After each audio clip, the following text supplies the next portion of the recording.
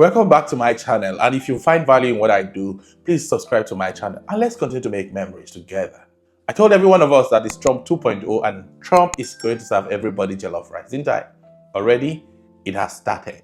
As we speak, the PEPA program has been frozen. That means that the Presidential Emergency Plan for AIDS relief is no longer operational. That particular program was put together by President George Bush in 2003. And it was to intervene in the area of HIV and AIDS. I think it has the malaria component, which is the PMI or thereabouts, which I don't know.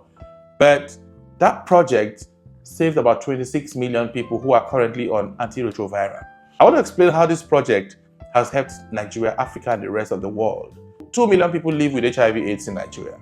And out of these 2 million people living with HIV and AIDS in Nigeria, 1.2 million persons are benefiting directly from that project. And over 4 million orphans and vulnerable children are also beneficiaries of that program. Between 2019 April and March 2021, 450,000 persons have been enrolled in HIV treatment in Nigeria under that program. So what this means is that 26 million people all over the world who are benefiting from the PEPFAR program will no longer have access to antiretroviral.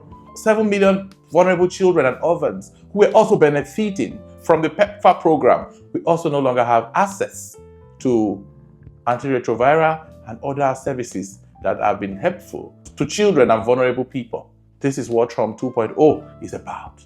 So when Africa and some other persons were celebrating over Trump's victory, they didn't know what is coming on them.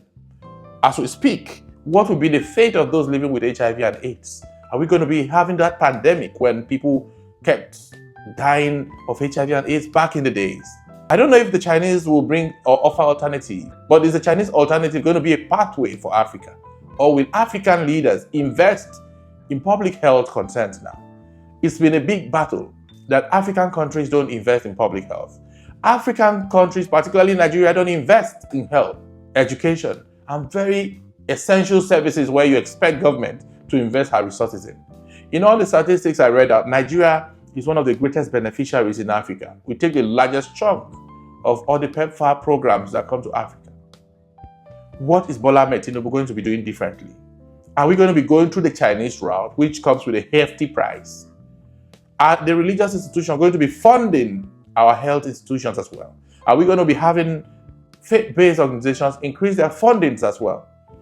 We have mega churches in Nigeria raising billions of naira every other Sunday, pulling them to bring these resources to manage HIV and malaria interventions.